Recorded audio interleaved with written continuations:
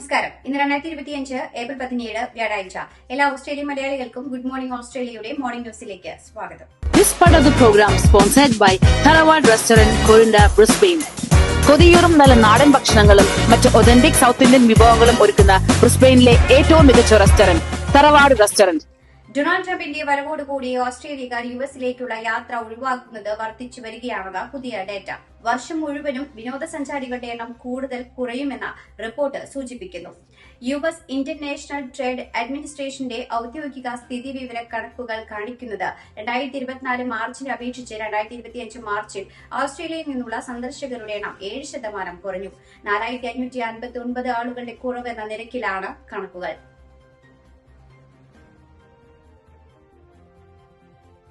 സ്വീഡനിലും ഡെൻമാർക്കിലും കരാർ കൊലപാതകങ്ങൾ ആസൂത്രണം ചെയ്യാൻ സഹായിച്ച കുറ്റത്തിന് സിഡ്നിയിൽ ഒരു കൌമാരക്കാരൻ അറസ്റ്റിലായി. 15 വയസ്സുള്ള സ്വീഡിഷ് ആൺകുട്ടിയാണ് അറസ്റ്റിലായത്. ഒരു അന്തർദേശീയ ക്രിമിനൽ സിൻഡിക്കേറ്റിന് വേണ്ടി വിദേശ കരാർ കൊലപാതകങ്ങൾക്കുള്ള പദ്ധതികൾ സുഗമമാക്കുന്നതിന് എൻക്രിപ്റ്റഡ് ആപ്ലിക്കേഷൻ ഉപയോഗിച്ചുവെന്നാണ് പ്രതിക്കെതിരെ ആരോപിക്കപ്പെടുന്ന കുറ്റം. ഡെൻമാർക്കിലും സ്വീഡനിലും കരാർ കൊലപാതകങ്ങൾ നടത്താൻ ആളുകളെ റിക്രൂട്ട് ചെയ്യാൻ യുവാവ് ശ്രമിച്ചതായും സംശയമുണ്ട്.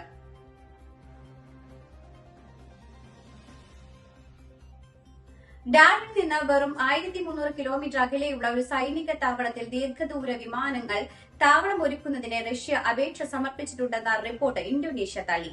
ഇന്തോനേഷ്യൻ പ്രവിശ്യയായ പാപ്പുവയിലെ ബിയാർ നംഫോറിലെ മനുഹുവ വ്യോമസേന താവളത്തിൽ വിമാനങ്ങൾ താവളം ഒരുക്കുന്നതിന് റഷ്യ ഔദ്യോഗികമായി നടപടി ആരംഭിച്ചതായി യുഎസ് സൈനിക വെബ്സൈറ്റ് ജെയിംസ് ആണ് റിപ്പോർട്ട് പുറത്തുവിട്ടത്. പ്രധാനമന്ത്രി ആന്റണി ആൽബനീസ് ഇക്കാര്യത്തിൽ വിശദീകരണം തേടിയിട്ടുണ്ട്. അതേസമയം പ്രധാനമന്ത്രിയെയും വിദേശകാര്യമന്ത്രി പെന്നി വോങ്ങിനെയും കുറ്റപ്പെടുത്തി പ്രതിപക്ഷ നേതാവ് പീറ്റർ ഡട്ടൺ രംഗത്തെത്തിയതോടെ വിഷയം കൂടുതൽ വിവാദമായിട്ടുണ്ട്.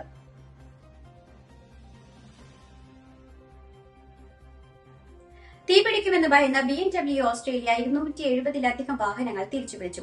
നിർമ്മാണത്തിലെ പിഴവ് തീപിടുത്തത്തിന് കാരണമാകുമെന്ന ഭയത്താലാണ് ഇത്രയും വാഹനങ്ങൾ തിരികെ വിളിക്കുന്നതെന്ന് BMW ഓസ്ട്രേലിയ അറിയിച്ചു. 2024-ലും 2025-ലും പുറത്തിറങ്ങിയ 520i X3 എന്നീ രണ്ട് മോഡലുകളാണ് തിരിച്ചുവിളിക്കുന്നത്. വാഹനത്തിന്റെ സ്റ്റാർട്ടർ ജനറേറ്ററിനുള്ളിൽ ഒരു വൈദ്യുത കണക്ഷൻ സ്പെസിഫിക്കേഷനുകൾക്ക് അനുസൃതമായി കൂട്ടിച്ചേർക്കപ്പെട്ടിരിക്കില്ല എന്നതാണ് തിരിച്ചുവിളിക്കൽ നോട്ടീസിൽ പറയുന്നത്.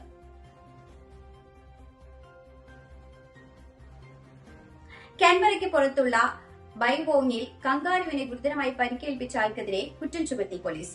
ഞായറാഴ്ച വൈകുന്നേരം പ്രദേശത്ത് നടക്കാനിറങ്ങിയ സ്ത്രീ കങ്കാരുവിനെ കഴുത്തിൽ കയറുകൊണ്ട് കെട്ടിയ നിലയിലും വാരിയലിലും ഇടുപ്പിലും ഗുരുതരമായി മുറിവേറ്റ നിലയിലും കണ്ടെത്തിയതായി പോലീസ് പറഞ്ഞു.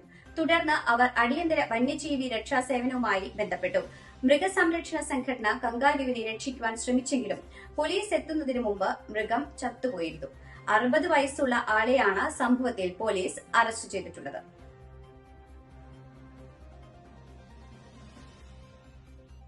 നോർത്തേൺ ടെറിട്ടറി തീരത്ത് മുതലയുടെ ആക്രമണം ഉണ്ടായതായി റിപ്പോർട്ട്. മുതലയുടെ ആക്രമണം മൂലം പരിക്കേറ്റെന്ന് സംശയിക്കുന്ന അനധികൃത വിദേശ മത്സ്യത്തൊഴിലാളിയെ ആശുപത്രിയിൽ പ്രവേശിപ്പിച്ചു. ഓസ്ട്രേലിയൻ ബോർഡർ ഫോഴ്സ് കഴിഞ്ഞ ദിവസം രാത്രി നോർത്തേൺ ടെറിട്ടറി തീരത്ത് കടലിൽ അനധികൃതമായി മത്സ്യബന്ധനം നടത്തുന്ന വിദേശ ബോട്ട് കണ്ടെത്തിയതായി സ്ഥിരീകരിച്ചിരുന്നു. ഈ കപ്പൽ തടയുന്നതിന് ദിവസങ്ങൾക്ക് മുൻപാണ് മുതലയുടെ ആക്രമണം സംഭവിച്ചതെന്നാണ് കരുതുന്നത്. സംഭവവുമായി ബന്ധപ്പെട്ട് ഓസ്ട്രേലിയൻ ഫിഷറീസ് മാനേജ്മെന്റ് അതോറിറ്റി അന്വേഷണം ആരംഭിച്ചിട്ടുണ്ട്.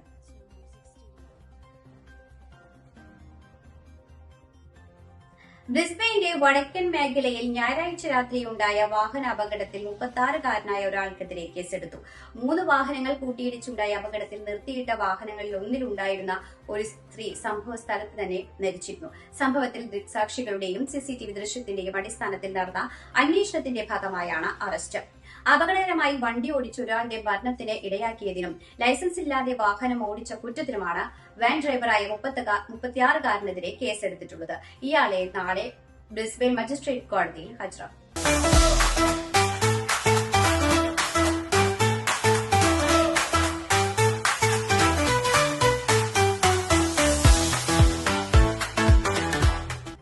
CPM കണ്ണൂർ ജില്ലാ ജില്ലാ സെക്രട്ടറിയായി തെരഞ്ഞെടുക്കപ്പെട്ട കെ രാകേഷിനെ പുകഴ്ത്തിയ ദിവ്യ എസ് അയ്യർക്കെതിരെ ഉയർന്ന വിമർശനങ്ങൾക്കെതിരെ പിന്തുണയുമായി കൂടുതൽ സിപിഐഎം നേതാക്കൾ രംഗത്ത്. മുതിർന്ന സിപിഐഎം നേതാക്കളായ കെ ശൈലജയും പി ജയരാജനും ഉൾപ്പെടെയുള്ളവരാണ് പിന്തുണയുമായി രംഗത്തെത്തിയത്. ദിവ്യ എസ് അയ്യർക്കെതിരായ സൈബർ ആക്രമണം അപലപനീയമാണെന്ന് കെ ശൈലജ അഭിപ്രായപ്പെട്ടു. ദിവ്യ എസ് അയ്യർക്കെതിരെ നടക്കുന്ന ആക്രമണം ശബരിനാഥിനെ ലക്ഷ്യം വെച്ച് ഷാഫി മാങ്കൂട്ടം ടീം നടത്തുന്ന നീക്കമാണെന്ന് ഡിവൈഎഫ്ഐ സംസ്ഥാന സെക്രട്ടറി വി.കെ. സനോജ് ഫേസ്ബുക്കിൽ കുറിച്ചു.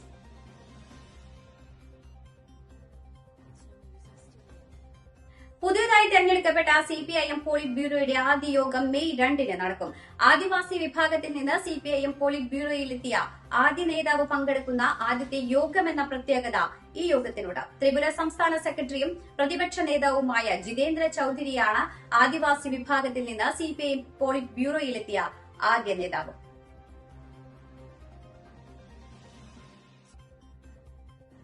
ബിജെപി ജില്ലാ കമ്മിറ്റി ഓഫീസിലേക്ക് നടത്തിയ യൂത്ത് കോൺഗ്രസ് മാർച്ചിൽ സംഘർഷം. എംഎൽഎ രാഹുൽ മാങ്കൂട്ടത്തിനും കോൺഗ്രസ് നേതാവ് സന്ദീപ് വാര്യർക്കുമെതിരെ ബിജെപി നേതൃത്വം കൊലവിളി പ്രസംഗം നടത്തിയതിനെതിരെയാണ് യൂത്ത് കോൺഗ്രസ് മാർച്ച് സംഘടിപ്പിച്ചത്. യൂത്ത് കോൺഗ്രസ് പ്രകടനത്തെ പോലീസ് തടഞ്ഞതിന് പിന്നാലെയാണ് സംഘർഷമുണ്ടായത്.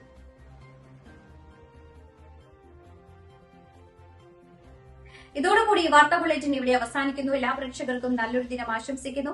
ഇനി കൂടുതൽ വാർത്തകളുമായി നാളെ കണ്ടുമുട്ടാം. എല്ലാവർക്കും നന്ദി, നമസ്കാരം.